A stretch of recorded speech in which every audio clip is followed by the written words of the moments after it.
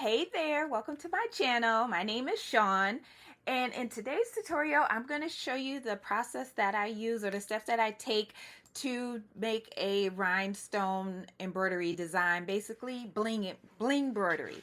So I'm already have hatch up. I've already created my design, as you can see here, and I have everything ready to go. Now, before I save my design and move it into my rhinestone software, which for this tutorial I'll be using Silhouette Studio. I do use Silhouette Studio as well as the Rhinestone World's Wizard software, but for this video I'll be using Silhouette Studio and I'll be using Business Edition. So in Hatch, this is Hatch 3 Digitizer. After I create my design, everything's good to go. I want to do three things. First, I'm going to save my design, save design as. I already have this design saved as the native EMB font. That's the native font for Hatch, or the native file format for Hatch. So if you need to come back later and make any changes, you can. So always save your designs, especially as you're working on them. Continue to hit save. Then the second thing I'm going to do, I would then export my design. So then I'll save it to whatever folder. I'll save the file format that I need, and then I would click save. I already have this saved. And then the third thing I would do over here on the output design under toolboxes, or you could go up top here and you want to click preview, make sure everything looks good. But most importantly, you want to get your width as well as your height here. So this here, you want to make sure you have this written down if you don't have your design worksheet printed out, because you're going to need to adjust the sizing once you upload it then into Silhouette Studio. Okay, so I'm gonna close out of here. So we're at 10.09 for the width and 3.54 for our height. Okay, so I'll close out of here. And now I have my design ready. So under output designs, I'm going to select capture design. So this is going to capture your design so you could use this, so you could create that rhinestone outline. So under the selection option, I just leave it on hold design and output save to disk. I don't select anything else, and I never have the background or fabric included unless it's for a specific reason, usually if it's applique, but even then I normally don't even check this option, just these two here, and I would click OK, and then it will save it to wherever you want to, and I'm gonna just put 1 because I already have this saved. All right, and then now I'm gonna go into Silhouette Studio, and I already have it in here. But if you want to see what you need to do to bring it in, you would just go to File, Open, select your design, and it's going to bring it in. It is going to bring it in usually larger than what your design actually is. That is why I say you want to make sure you print your design worksheet or you write down those numbers. Mine was 10.09. and 3.54. So this is the actual embroidery size. Okay, and so now we are good to go there. Now I am going to do, let me move this mat over. There we go. So as I'm making the offset, you'll be able to see it. Okay, so now I have my design size. I'm ready to go. So I already have the offset panel up, but all you have to do is click on the right hand side here, and there's that star there, or you could go to panels and offset. So either one, but I already have mine up, and so I am going to go ahead and do offset, and that looks good to me.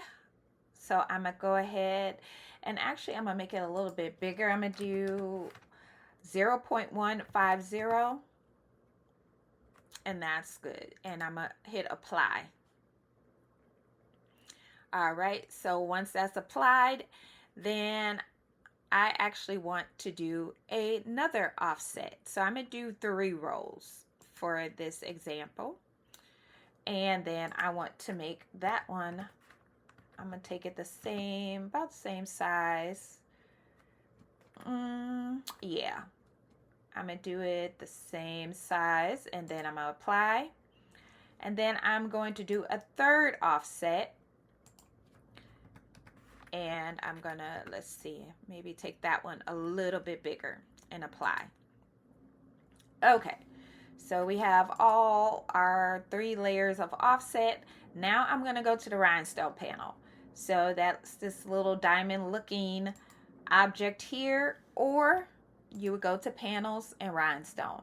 And I am using business edition of the Silhouette Studio software. You only need the designer edition to have access to the rhinestone panel.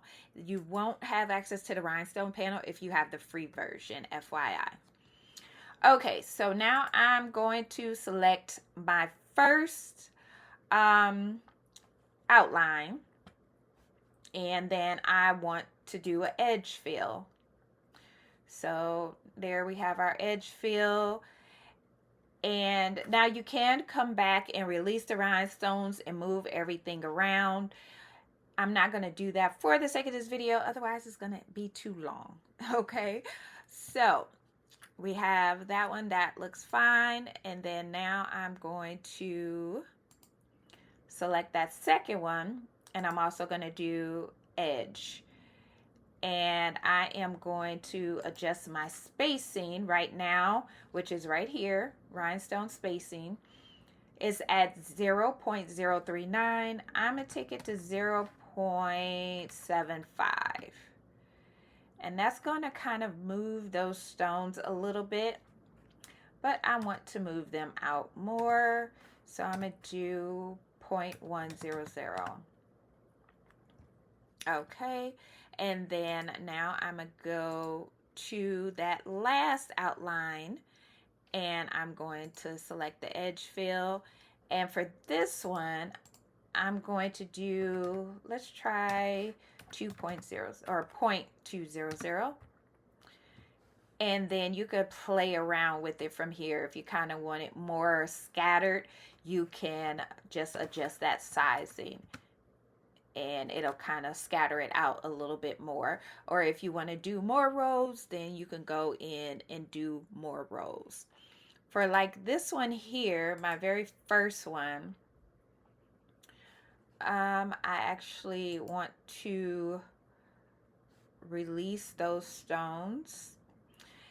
And I wanted to release the stones because now this is where I could come in here if I want to fill, you know, in between the letters and things like that. Or if I just want to come in and delete them, I could select them and delete them. And I'm going to just go in and delete all these.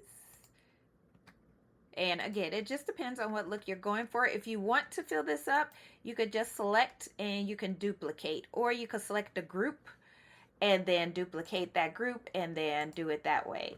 But I'm just going to delete these for now.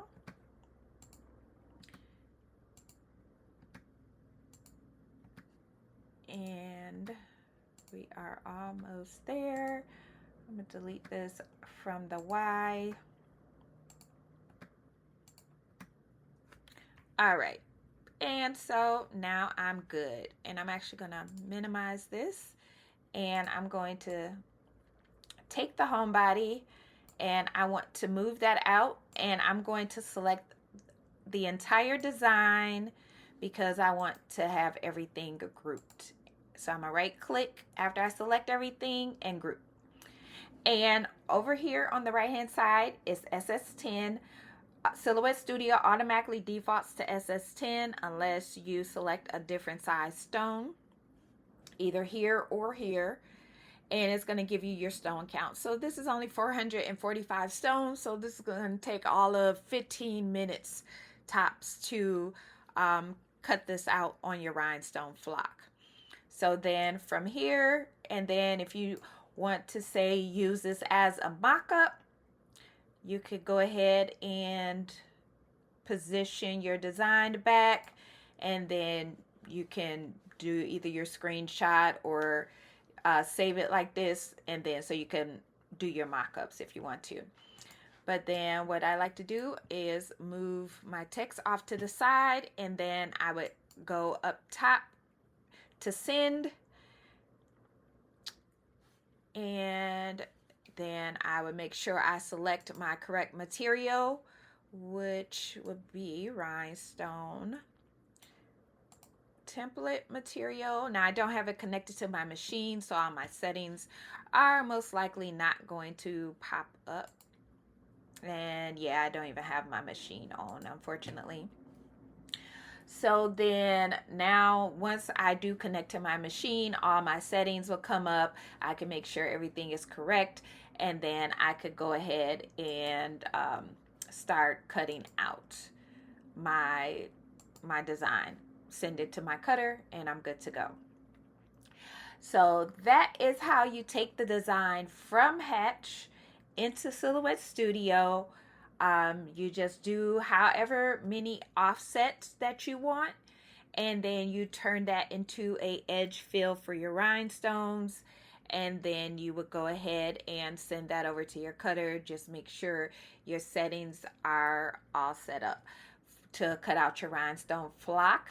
I will have my settings down in the description box, just because again I don't have my machine on, so it's not picking up anything to make my settings come up. Let me just see if I can get them to come up. Oh yeah, actually once I set it, it did come up here, and it doesn't. Let's see, my auto blade. Okay, there we go. I just have to select them. So I have mines at 6, and then the blade at 6. The force I have at 24. The speed I have at 10. The passes I have at 3. I only have my passes at 3 because I need to get a new knife for my cutter. But usually I just have it at 2 passes. So a 6 or a 7 is perfect for me, and then force 24, speed 10, and passes normally I have it at 2. So those are the settings that I use when I'm cutting with my Cameo 4 and I'm cutting rhinestone flock. So I hope this tutorial was helpful. If you do have any questions, please let me know below in the description, below in the comments, and I will definitely be happy to help. So I will see you in the next tutorial. Bye.